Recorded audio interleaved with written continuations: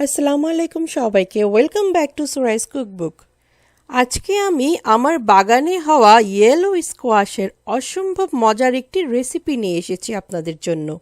Yellow squash বা yellow zucchini বা summer squash নামেও পরিচিত এই সবজিটি।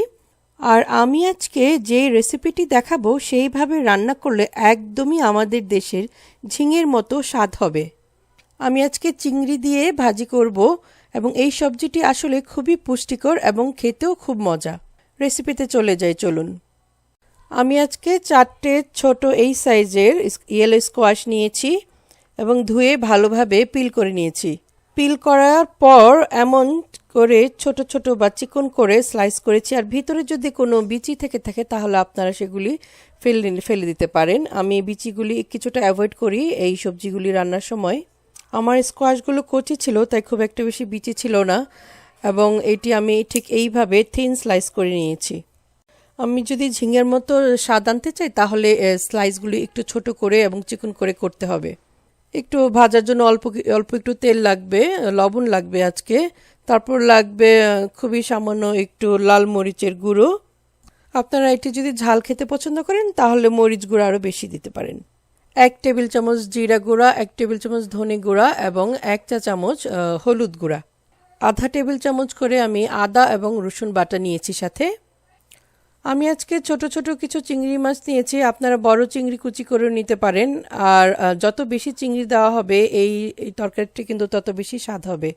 পেঁয়াজ আমি আজকে আধা কাপের চেয়ে একটু কম নিয়েছি, আপনারা আন্দাজে একটু কম বেশি করতে পারেন।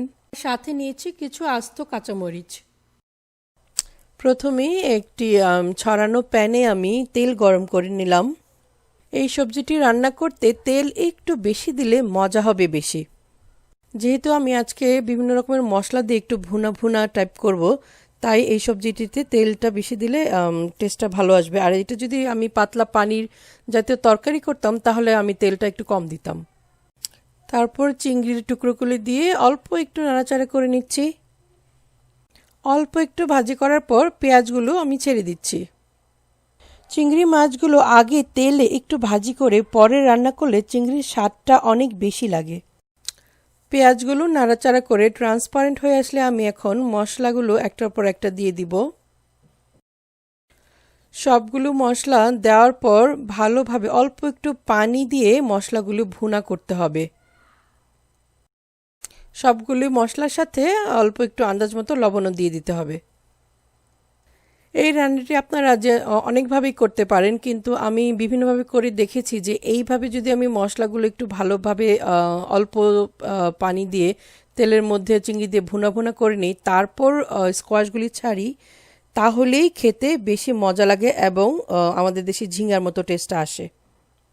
পেঁয়াজ এবং চিংড়ির সাথে মশলাগুলো যখন একটু ভুনা ভুনা হয়ে আসবে তখনই আমি ছেড়ে দিচ্ছি এই ইয়েলো স্কোয়াশের কুচিগুলো। আর আমি আগেই বলেছি আপনারা যদি চান তাহলে লাল মরিচ গুঁড়ো আর একটু বেশি দিতে পারেন। অনেকেই এই ভাজিটি একটু ঝাল খেতে পছন্দ করেন। তারপর অল্প একটু পানি দিয়ে মশলাগুলো ভালোভাবে স্কোয়াশের টুকরোগুলিতে লাগিয়ে নিচ্ছি। এই সবজিটা কিন্তু খুবই তাড়াতাড়ি সিদ্ধ হয়ে যায়, তাই আপনারা সামনে দাঁড়িয়ে নাড়াচাড়া করতে থাকবেন। এবং আমি দেখেছি যে এই সবজিটি যদি একটু গলেও যায় তাহলেও খেতে খুবই মজা হয়। পুরা রান্নাটি করার সময় কিন্তু আমি পানি এতটুকুই দিব, তার চেয়ে বেশি পানি দেওয়া যাবে না। এইবার আমি চুলাটি মিডিয়াম আঁচে দিয়ে ঢেকে দিলাম। কিছুক্ষণ পর আবার ঢাকনাটা তুলে আমি ভালোভাবে নেড়ে দিচ্ছি। আপনারা দেখুন, এই সবজিটি যেহেতু বলেছি যে আগেই বলেছি খুব তাড়াতাড়ি হয়ে যায়, তাই সবজির টুকরোগুলো কিন্তু দেখে মনে হচ্ছে যে অর্ধেকটা সিদ্ধ হয়ে গিয়েছে অলরেডি।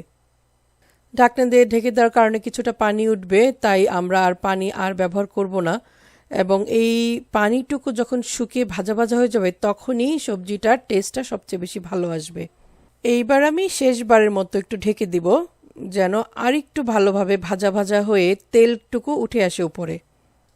এবং তার কিছুক্ষণ পরপরই আমি ঢাকনাটি খুলে দেখলাম যে একদমই পানি নেই স্কোয়াশগুলোর মধ্যে এবং সুন্দর একটি গন্ধ বেরিয়েছে, খুব ভালোভাবে ভাজা ভাজাও হয়ে গিয়েছে। ব্যাস, এখনই আমি চুলাটা বন্ধ করে দিব। আর চুলাটা বন্ধ করার ঠিক আগ মুহূর্তেই কাঁচামরিচ, এই আস্ত কাঁচামরিচগুলো আমি দিয়ে দিচ্ছি। আপনারা চাইলে কাঁচামরিচগুলি ফেরেও দিতে পারেন। একটু মনে রাখবেন যে আমরা যদি ঝিঙের মতো স্বাদ পেতে চাই তাহলে কিন্তু মশলাগুলো ভালোভাবে ভুনা করতে হবে। আপনারা চাইলে একটু মশলা বেশিও দিতে পারেন। তারপর তেল একটু বেশি দিতে হবে, চিংড়ি মাছ বেশি দিতে হবে এবং সামার বা ইয়েলো কুচিগুলো খুব চিকন চিকন করে করতে হবে। তারপর পানিগুলো পুরোপুরি শুকিয়ে যাওয়ার পরে একটু ভাজা ভাজা হয়ে গেলেই তরকারিটা নামাতে হবে। এই স্টেপগুলো মাথায় রাখলে দেখবেন যে ইয়েলো স্কোয়াশটা রান্নাটা খুবই সুস্বাদু হয়েছে। আসলে আমরা সবসময় ভাবি যে সবজি রান্না তো খুবই সহজ, বা দেশি সবজি রান্না করা বা এই দেশি সবজিও রান্না করা তো কোনো ব্যাপার না, কিন্তু আমরা কিন্তু সবাই যে একদম খুবই মজা করে সবজি রান্না করি সবসময় তা কিন্তু না। আর যে কারণে আমাদের বাসায় বাচ্চারাও সবজি খেতে পছন্দ করে না। সবজি রান্নাটা কিন্তু একটু ক্রুশিয়াল। আমরা মাংস যেমনভাবে রান্না করি বাসার সবাই কিন্তু পছন্দ করে, কিন্তু সবজি যদি আমরা একটু মজা করে রান্না না করি তাহলে কিন্তু অনেকের বাসায় সবজি ওঠে না। তাই আমি বলবো সবজি রান্না করাও কিন্তু একটা ট্রিকি ব্যাপার। আপনাদের আশেপাশে যদি ইয়েলো স্কোয়াশ অ্যাভেলেবেল হয় তাহলে অবশ্যই আমার এই রেসিপিটি আপনারা ফলো করবেন। আর আমার এই চ্যানেলটি যদি সাবস্ক্রাইব না করে থাকেন তাহলে এখনই করে ফেলুন। আপনাদের ইন্সপিরেশনই কিন্তু আমার চ্যানেলটিকে এগিয়ে নিয়ে যেতে সাহায্য করবে। তাই বেশি করে লাইক এবং শেয়ার দিয়ে আমার পাশেই থাকুন এবং কমেন্টে সবসময় অ্যাক্টিভ থাকুন। সবাই তাহলে ভালো থাকবেন। আমি আজকে আসি। আসসালামু আলাইকুম।